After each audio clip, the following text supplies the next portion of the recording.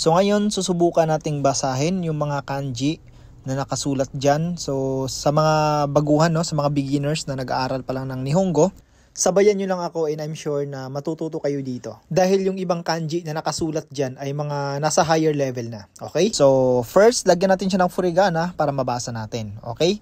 Yung first two kanji na nakalagay dyan, no, yung nakasulat, ang basa po niyan is koen. So, koen toyo no wa park des. Okay, yung sunod na kanji, ang basa po niyan is nai. Nai na nakakatakana and then dai. So, yun yung unyumi niya. Okay? So, yung kunyumi naman ng kanji na yan is uchi. Ang ibig sabihin ay inside or within. So, ang kanji na yan ay nasa N5. Okay?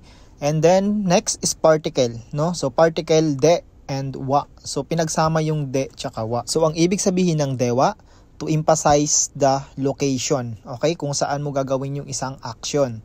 Kaya pinagsama yan kasi ang ibig sabihin talaga niyan is at the park. No? Sa park na ito, jikoboshi no tame.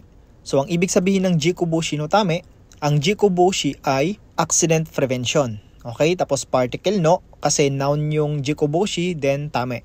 So, ang tame is a sentence pattern ng N4 level. Okay? Nasa N4 level po yan. So, ang tame is in order to. Okay? Jikoboshi. Ang jikoboshi is accident prevention. Okay? Sa Tagalog, para makaiwas sa aksidente, jitensya wa oshite aroite kudasai. Ang ibig sabihin ng jitensya ay bike. Okay? So, particle wa and oshite. So, ang oshite naman is to push. Okay, itutulak mo.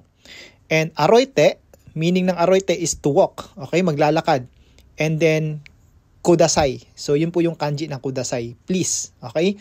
So, ibig sabihin, please, maglakad ka, itulak mo ang bike. Okay? Para maiwasan yung aksidente. So, yun po yung ibig sabihin nun. I desu ka? Hai, mete korete, arigatou gozaimashita. So, mataas ta na mina. Sana may natutunan kayo. Diyan eh.